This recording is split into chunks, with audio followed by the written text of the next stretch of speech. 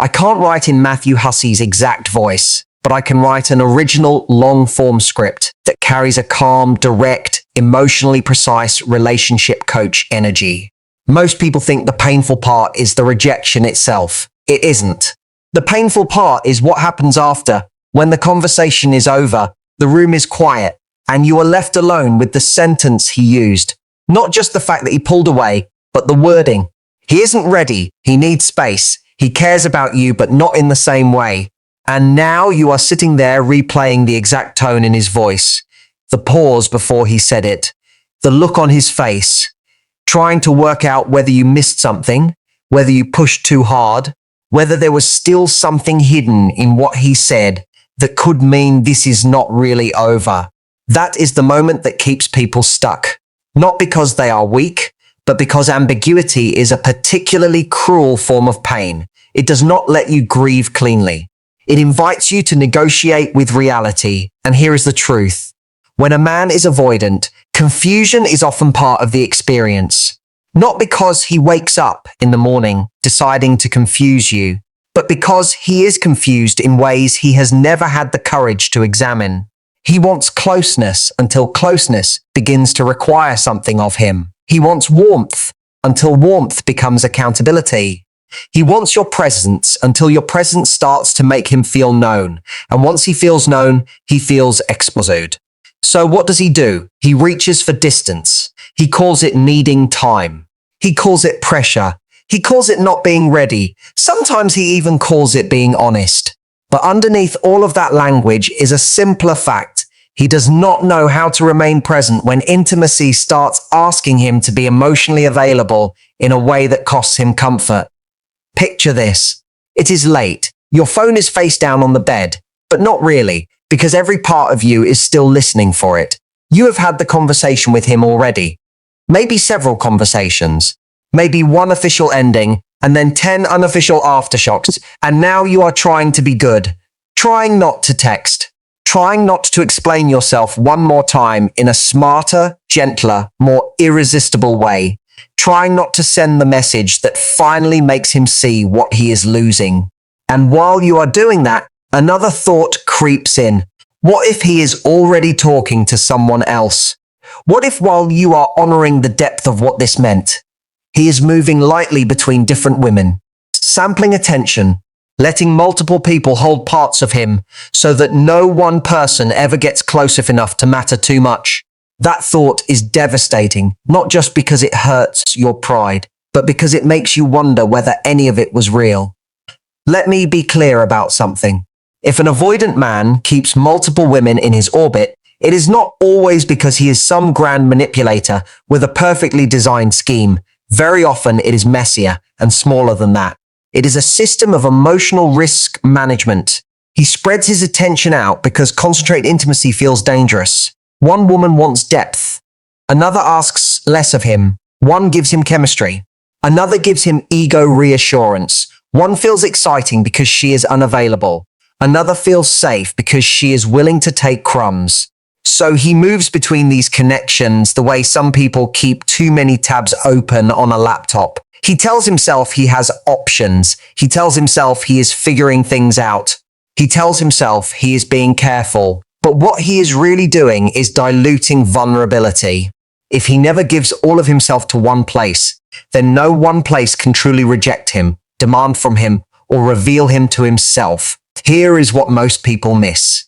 Multiple partners are not always a sign of abundance. Sometimes they are evidence of incapacity. A man can appear desired, socially fluent, magnetic even, and still be emotionally underdeveloped. In fact, one of the easiest places to hide emotional immaturity is inside abundance. If several people want you, you never have to sit still long enough to learn why you cannot sustain intimacy with one. If attention keeps arriving, you do not have to face the emptiness that visits when no one is mirroring you back to yourself.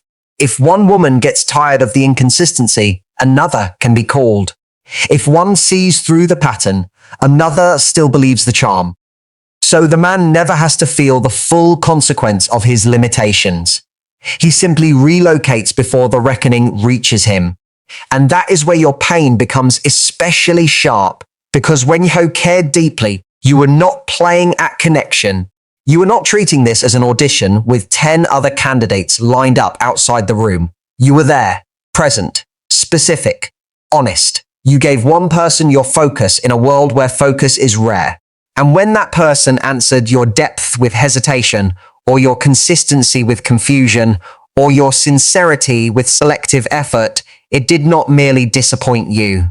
It disrupted your trust in your own perception. You started asking, was I too much? Did I move too fast? Did I expect too much? And now let me say something slowly. The fact that someone can top meet you does not mean you arrived with an unreasonable heart. Sometimes it means you walked into the life of a person who had learned to live by fragments. What does an avoidant man do in secret? He compartmentalizes. He edits. He rewrites his own motives in real time, so he never has to call them what they are. He may tell one woman he is overwhelmed with work, tell another he is not looking for anything serious, tell a third that he has never felt this kind of connection before, and because each statement is attached to a momentary feeling, he experiences himself as honest. This is one of the reasons avoidant patterns are so disorienting. The inconsistency is not always performed with cold calculation. Sometimes it is performed with sincere confusion. He means what he feels in the moment, but he has not built a self strong enough to stay loyal to anything beyond the moment. Here is the part nobody likes hearing. You cannot decode your way into safety with someone like this. The woman who sits for hours analyzing his words, his timing, his mixed signals, his periods of silence, his sudden warmth, is trying to solve a puzzle that was never designed to produce peace. Because the puzzle changes shape every time you get close to an answer. You think, if I can just understand whether he is scared or uninterested, whether he is damaged or selfish, whether this was bad timing or bad character, then I will know what to do. But underneath that analysis is a more vulnerable wish. If I understand him perfectly, maybe I can stop this from hurting. You cannot. Clarity helps. Insight helps. But neither one replaces the harder truth, which is that someone can be wounded and still be wrong for you. Someone can have history and still do damage. Someone can mean well and still make your life unbearably lonely. Now, let me explain something slowly. The reason multiple women can feel safer to an avoidant man is that each woman contains only part of the emotional demand. One may offer flirtation without depth. One may offer emotional labor without expectations. One may offer admiration without challenge. One may offer sexuality without future. Split across several people, intimacy becomes manageable because it is no longer intimacy. It is a series of controlled encounters with manageable doses of feeling. He gets warmth without surrender, company without accountability, desire without a true mirror, and for a while this can even make him feel powerful. He believes he has the upper hand because he is the chooser, the drifter, the one who is never fully pinned down. But the upper hand is often just another name for detachment when detachment is being rewarded. Think about it like this. Real intimacy is like standing in one room with all the lights on. There is nowhere to hide. One person starts to see your contradictions, your tenderness, your selfishness, your fear, your capacity for love, your capacity for retreat. If you are emotionally mature, that is frightening but meaningful. If you are avoidant, it can feel unbearable. So instead, he keeps moving from room to room, turning on one small lamp in each. In one room, he is playful. In another, he is vulnerable for 20 minutes. In another, he is seductive. In another, he is tragic and misunderstood. No single room gets the whole man, which means no single woman gets enough of reality to make a fully informed choice. And because he is divided across rooms, he never has to confront the full architecture of himself. And here is something most people do not see coming. The women in these situations often end up competing with ghosts rather than people. You are not just competing with another woman. You are competing with his fantasy of no pressure. You are competing with his attachment to freedom as he defines it. You are competing with his ability to leave before discomfort becomes growth. You are competing with a version of himself that gets to feel desired without ever having to become dependable. That is why it can feel so maddening. You do everything a healthy relationship would normally respond to: patience, warmth, understanding.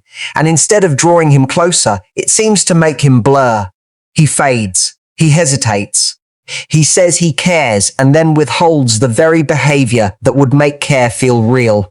I want you to notice something. An avoidant man may genuinely miss you and still not choose you well.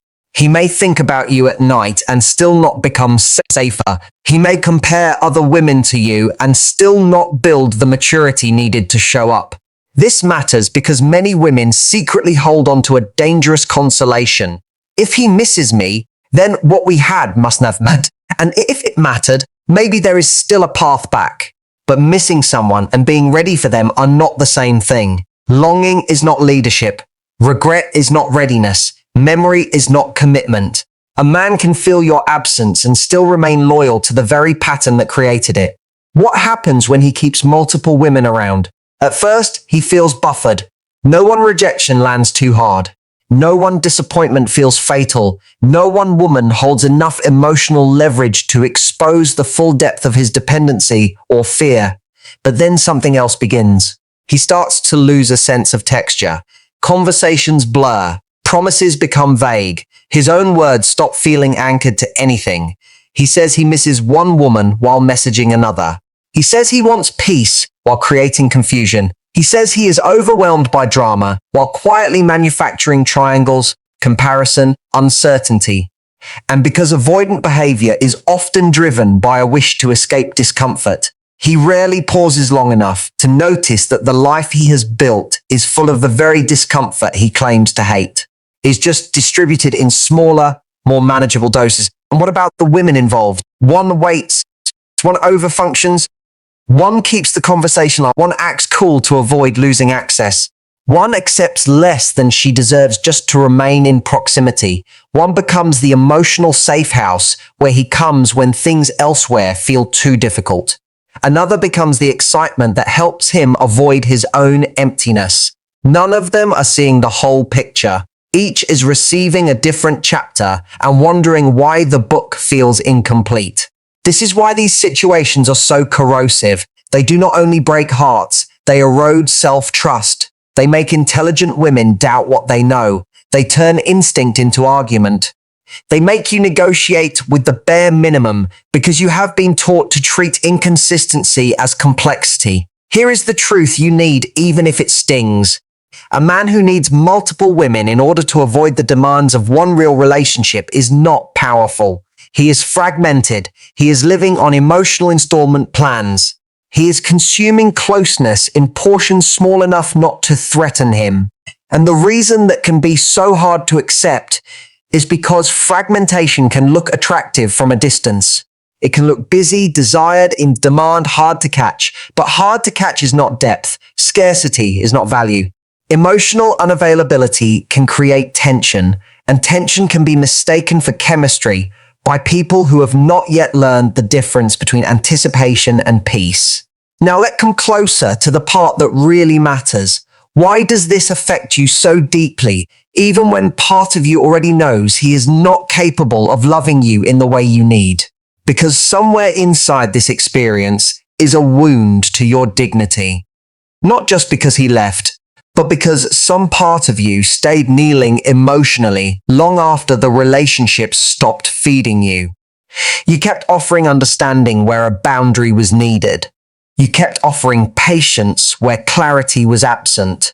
You kept trying to prove that you were easy to love by becoming easier and easier to disappoint. That is the place where heartbreak turns into self-abandonment, and it is the place I want to protect you from now.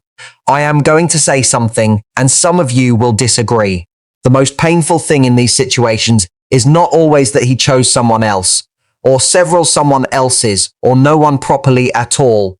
The most painful thing is often that you remained available to someone who had stopped behaving like a safe choice.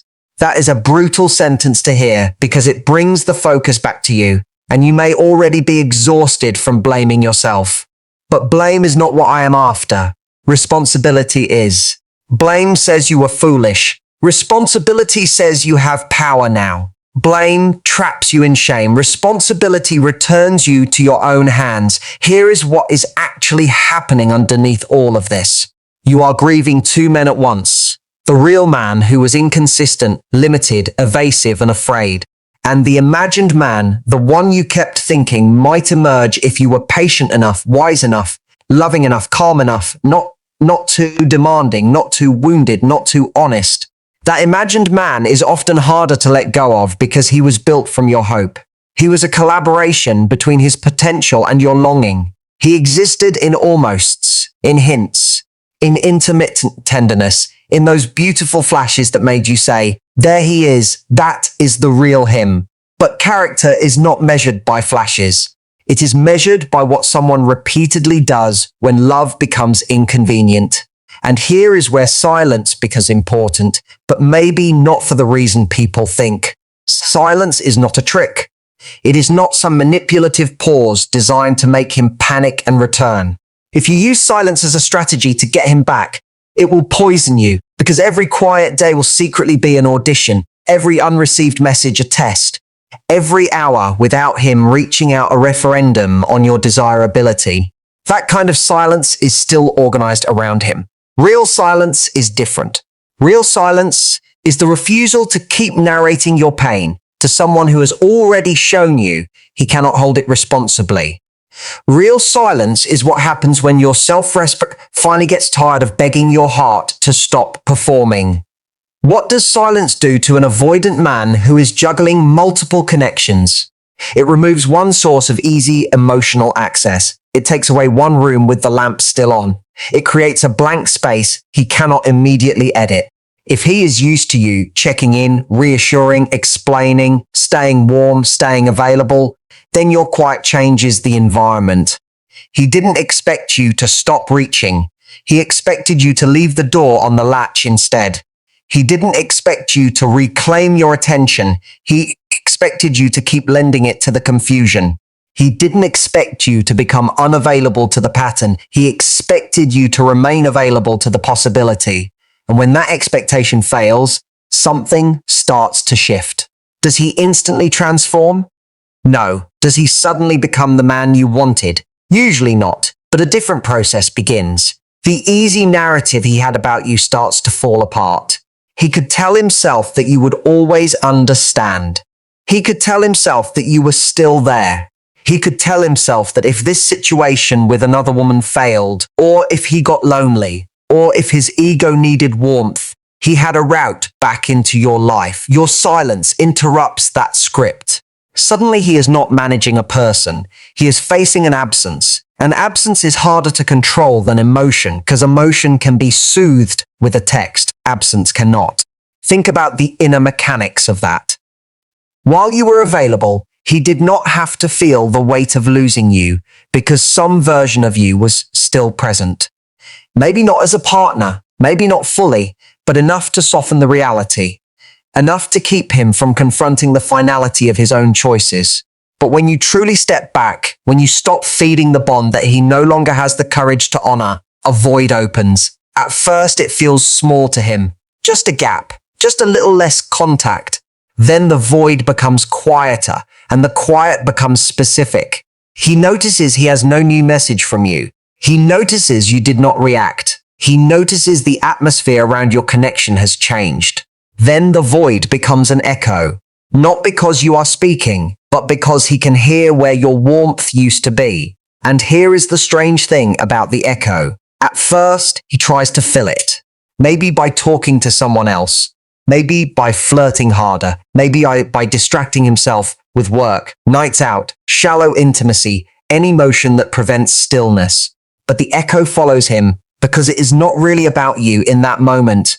It is about what your absence reveals. It reveals that there was a place in his life where he was known, where someone saw him and stayed, and he treated that place casually because he believed it would remain open. The echo is not just missing you. It is missing what your steadiness allowed him not to feel. And once that steadiness is gone, the space grows larger. The void becomes a chamber. The chamber becomes a mirror. The mirror becomes a weight he carries into every room. What is that wait? It is inquiry. It is the question he has been avoiding. Why is the woman who cared no longer here? Why is she not chasing? Why is she not explaining? Why does the energy feel closed? And here is the thing. The wandering is often more unsettling than any argument could have been. Because arguments let him locate the problem in your emotion. Your quiet places the problem back in his choices. The chamber gets heavier. The mirror stops flattering him. He begins to feel not just loss, but exposure. The life of partial closeness and split attention that once felt like freedom starts to feel like a terrarium of his own making. Sealed, curated, airless, full of movement, but no real growth. And he is left inside it with himself. Now, does every avoidant man consciously think all of this through? Of course not. Many of these processes happen below language. He may not sit there saying, I have fragmented intimacy because concentrated vulnerability terrifies me. He may simply feel restless, dissatisfied, irritable, nostalgic. He may reach for old contacts. He may scroll your name. He may wonder whether he made a mistake. He may tell himself he just wants to check in. He may even believe he is being kind when he reappears. But what he often wants in that moment is relief from the discomfort your absence has created, not necessarily the growth required to deserve your return. This is why so many women get caught on the comeback. He reaches out, and instantly the body remembers. The hope comes back online. The old tenderness rushes in and says, maybe this is it. Maybe now he sees it. Maybe now he understands. And sometimes he does understand something. He understands that losing access to you feels bad. He understands that your silence had force. He understands that your life had not stopped. But understanding consequence is not the same as outgrowing the pattern that produced it. He didn't expect you to become difficult to read. He expected you to remain emotionally transparent instead. He didn't expect you to create distance with grace. He expected the connection to stay available on familiar terms. He didn't expect your quiet to have gravity. He expected your love to keep cushioning him from the impact of his own indecision. I need you to hear me on this. The fact that he comes back does not automatically make him brave. Sometimes men come back because the alternatives were thinner than they expected. Sometimes they come back because other connections did not soothe them. Sometimes they come back because your steadiness created a standard they did not appreciate until they lost it. And sometimes, yes, they come back because they are ready to do the work. But you do not know which of those men is standing in front of you just because a message arrives. Time does not educate everyone equally. Pain does not mature everyone equally. Missing you does not qualify him. Here is a more difficult question. Why are you still so moved by the possibility of him changing? Because it would redeem your pain. If he came back transformed, if he finally chose you with clarity, if he could say, I see now what I could not see then, part of you would feel that the suffering had a meaning. It would turn the waiting into wisdom, the confusion into a chapter, the heartbreak into a bridge. But your life cannot depend on that redemption. You do not get your dignity back by being chosen after disrespect. You get it back by refusing to require the chooser. Let me be clear about something. Your healing is not proved by how little you It is proved by how little you betray yourself in response to what you feel. You can miss him and still keep the boundary. You can ache and still not text. You can understand his wounds and still decline the role of emotional shelter. You can see the good in him and to still tell the truth about the harm. This is what maturity looks like in real life. Not numbness, not superiority, not pretending you never cared. Just a growing unwillingness to let longing make your decisions for you. And here is something else that changes once you stop chasing. The version of you he knew begins to disappear. The woman who waited by the phone, over-explained, tolerated uncertainty, translated inconsistency into hidden depth. That woman begins to recede. Not because she was pathetic, but because she was in pain. She was trying to preserve connection with the tools she had. She was responding from fear of loss. But as you grow, that version of you is no longer the woman he would be returning to anyway. This matters. Because sometimes women fantasize about a reunion with a man who rejected a self they no longer even inhabit. The you he left is not the you who emerges after the lesson. And if you do this right, she never returns in the same form. What does growth look like here? It is smaller than people make it sound. It is not becoming icy. It is not playing games. It is not building some glittering new life purely for the performance of being seen. It is much quieter. You stop calling scraps romance. You stop calling anxiety chemistry. You stop calling avoidance mystery. You stop treating his inability to choose as evidence that you must prove more. You begin to feel the difference between attention and care, between desire and devotion, between someone enjoying your light and someone being willing to help protect it. That difference becomes the beginning of peace. Think about it like this.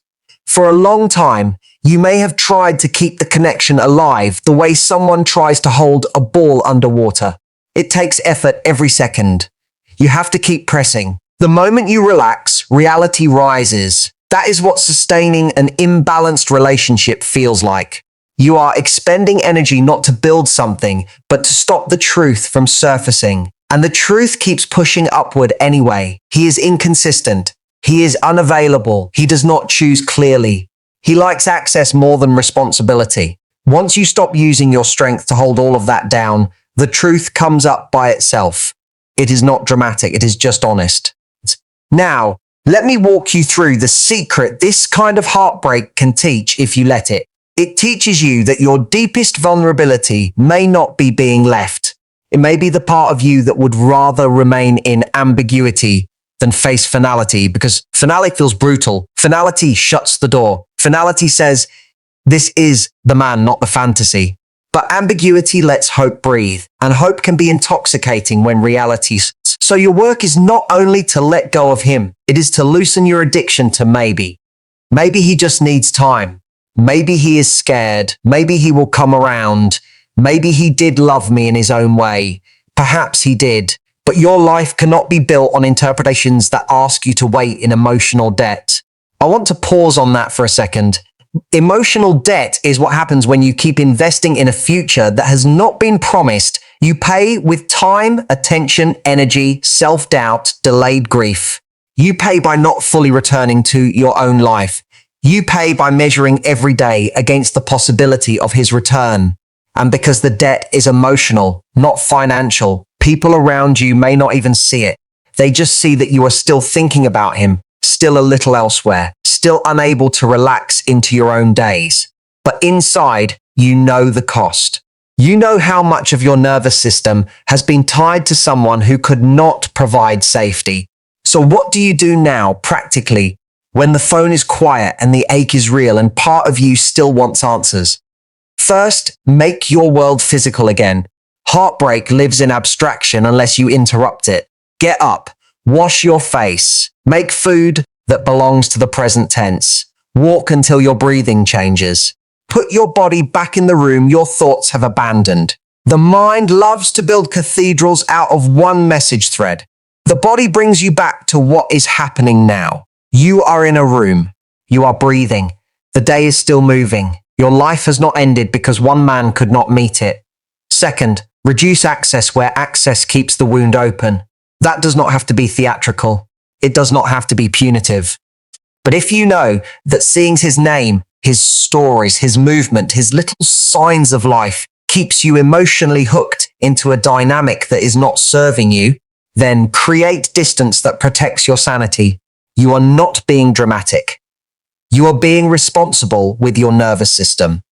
People love to romanticize staying loosely connected after rejection as maturity. But if that connection is slowly eroding your self-respect, it is not maturity. It is self-harm in polished language. Third, return to the people and places that know you outside of this story. Heartbreak can make one man feel like the entire stage of your life. He is not. Re-enter your friendships. Answer the messages you have been too depleted to answer. Sit in a cafe. Go back to the class you stopped attending. Tidy the corners of your life that have grown neglected while your mind was occupied with him. Every small act of re-entry tells your psyche something important. I still belong to a life larger than this disappointment. Fourth, speak to yourself with more honesty and less performance. Not, I am above this. Not, I do not care. Not, he means nothing. That kind of speech only creates another split inside you. Say something truer. This hurts. I miss him. I also see what was happening. I do not have to deny my feelings in order to protect myself. That sentence alone can change the climate inside your chest, because protection without denial is the goal. You are not trying to become stone. You are trying to become trustworthy to yourself, and if he returns, slow down. That is the instruction. Not because you should never reconsider, but because speed is how old patterns re-enter disguised as destiny. Let him demonstrate. Let him name the work. Let him sustain consistency long enough for it to stop being a performance. Ask yourself simple questions. Is this man truly different, or is he simply uncomfortable? Is he taking responsibility, or just expressing longing? Is he clearer, or merely more afraid of losing access? You do not need to interrogate him like a detective. You need only stop volunteering belief before evidence exists. Here is what a healthy reunion would require. Not chemistry, not nostalgia, not relief. It would require structure, clarity, accountability. A man willing to say exactly what has changed and how he is going to behave differently. A man willing to tolerate your caution without punishing you for it. A man willing to earn trust rather than rush you back into old intimacy because it suits him. If those things are absent, then what has returned is not readiness. It is appetite. And appetite is not enough to build a life on. There is another quiet truth here. Sometimes the deepest healing comes not from being proven right about him, but from losing interest in the verdict altogether. One day you stop needing to decide whether he was avoidant or selfish, wounded or weak, sincere or deceptive. Not because those questions are meaningless, but because they are no longer the center of your recovery. The center becomes you, your standards, your pace, your willingness to walk away from what costs too much, your growing ability to say, this may be sad, but it is no longer confusing. And peace often begins the moment confusion stops being mistaken for romance. And here is the final thing I want to leave with you. The existence of women around him does not determine your value. The fact that he divided himself does not make you less worthy of whole love. The fact that he could not focus does not mean you were forgettable. It means he was built, at least in that chapter, for dispersion rather than devotion. Do not make his fragmentation into your mirror. Let it be information. Painful information, yes, but information. The kind that saves years if you listen to it now. You are not weak for hurting over someone who was inconsistent. You are human. You are not foolish for loving where you saw promise. You are hopeful.